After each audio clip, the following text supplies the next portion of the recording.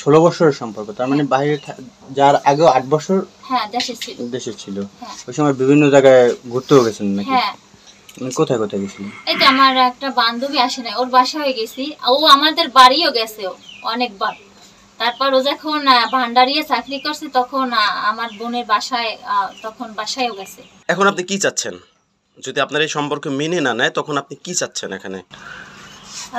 আমি চাই আমার প্রাপ্ত সম্মান দিয়ে এই ঘরে তোলা হোক, না হয় আমি বললাম তো হয়তো বিষ খাবো, না হয় গলায় ধরে দেবো।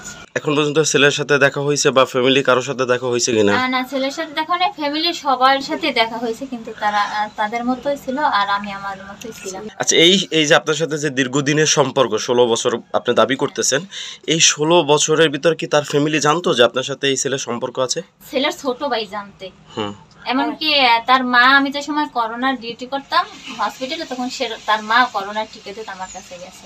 আমি ছেলের ছোট ভাই সেটা ঠিক আছে, আমি এই বিষয়ে কিছুই জানতাম না। তবে তার সাথে আমি বিডি ক্লিন বরগুনায় প্লাস হচ্ছে যে বিভিন্ন সাংগঠনিক রেড ক্রিসেন্ট আছে, তারপর হচ্ছে বিবিডে বরিশাল ব্লাড ডোনেট ফাউন্ডেশন, এই সব সংগঠনের সাথে কাজ করার সুবাদে তার সাথে আমার পরিচয়। এবং তার সাথে মনে করেন এই যে গ্রামীণ ব্যাংকের একটা সার্কুলার দিয়েছিল এই যে রিসেন্টলি, সেই সার্কুলারে এক্সাম দেওয়ার সময় সেও আবেদন করছে।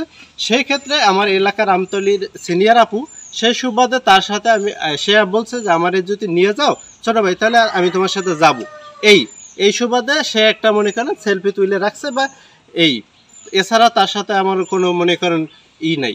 এমনি সাংগঠনিক কাজ করার সুবাদে তার সাথে আমার যতটুকু কথা হয়েছে বা আমি তাদের সম্পর্কে বিষয়ে কিছুই জানি না, বা সে বিষয়ে কোনো মনে করেন তার সাথে আমার কোনো কথাবার্তাও হয়নি।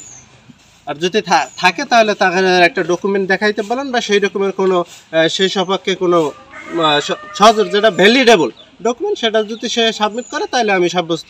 নাহলে এইরকমের অযথা এবং মিথ্যা মনে করেন কথাবার্তা বললে এগুলো তো যুক্তিসঙ্গত না, কোনোভাবেই না। ওই মেয়ে বলছে আরো বিদেশ যাওয়ার আগে থেকে একটা সাইকেল নিয়ে এক স্কুল পড়তে, মানে একই ক্লাসে নাকি তারা পড়াশোনা করতে। আসলে ওই ছেলে মহিন সাইকেল নিয়ে যায়, তার ফোনে সবসময় এরকম কানে একটা ফোন থাকতে আর সাইকেলটা চালাইতে, ঠিক আছে।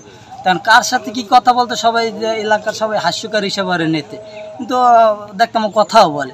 ভাবতাম আমরা যে এত টাকা পাই কই যে কথা বলে, তো ওগুলো কেউ ইতে নেয় না।